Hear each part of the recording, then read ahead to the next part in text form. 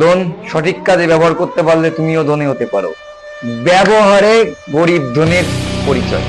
Loan নিয়ে সব পূরণ করো না আমার মতো। আমার পরিচিত মানুষের মনের কথা বলি, আমার মনে একটু ভাব বেড়ে গেছে, তাই না? যাই হোক, সেটা বড় কথা না। আজকে একটা কথা বলবো, সেটা হচ্ছে গরিব গরিব থাকে, ধনীরা ধনী হয়। এটার পিছনে একটা মিল আছে, সেটা হচ্ছে লোন, ব্যাংকিং লোন। তুমিও লোন নিচ্ছ, তুমি গরিব, সেও লোন নিচ্ছে, সে ধনী।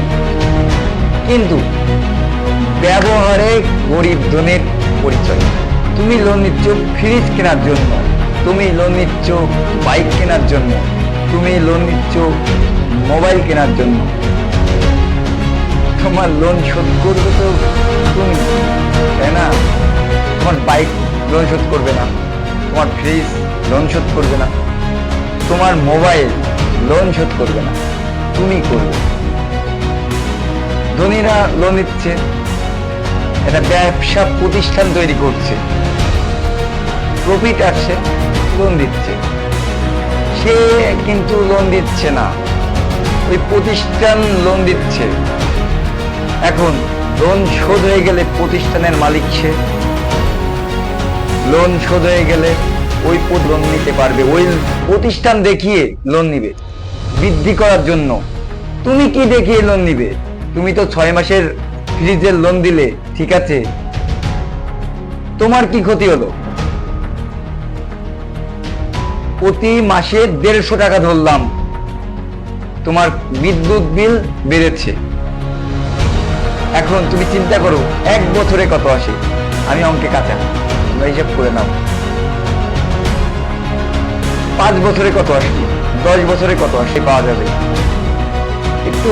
এখন আমি ধনীর কথাই বলি, সে যে প্রতিষ্ঠানটা তৈরি করলো, ক্যালকুলেটর নিয়ে তুমিই বসো।